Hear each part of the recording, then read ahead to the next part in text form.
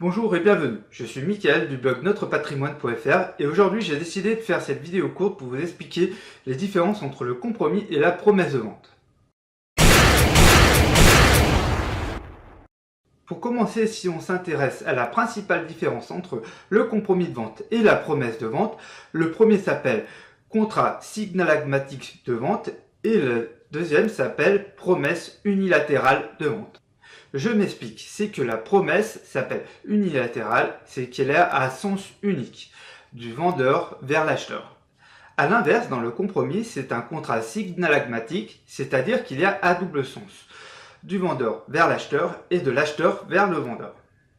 Ainsi, dans le compromis, les deux parties sont engagées l'une vers l'autre et dans la promesse, seul le vendeur est engagé vers l'acheteur. Alors attention, aujourd'hui, quand on fait faire notre contrat par un notaire, les différences sont très peu visibles entre le compromis de vente et la promesse de vente. Le contenu entre les deux contrats est absolument identique. Les documents à joindre sont exactement les mêmes. Dans le cas d'un compromis, vous verserez ce qui s'appelle un dépôt de garantie et dans le cas d'une promesse de vente, ce qui s'appelle une indemnité d'immobilisation. Bien que le contenant ne change pas, le contenu reste le même. En effet, entre les deux, vous avez généralement 5 à 10% à verser à titre d'acompte ou d'indemnité d'immobilisation. Cette somme est bien sûr entièrement négociable et déduite du prix de vente si la vente a lieu.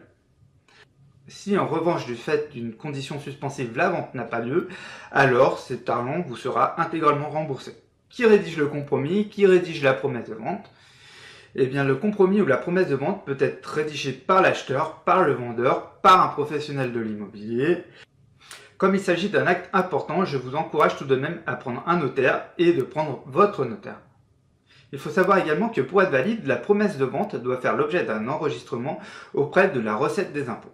Cet enregistrement vaut plus de 120 € et il est obligatoire que ce soit sous seing privé ou authentique. Une fois que vous avez signé votre compromis ou votre promesse de vente, vous avez donc un délai de rétractation de 10 jours incompressibles, c'est-à-dire de 11 jours à partir du jour qui suit la promesse de vente ou le compromis de vente.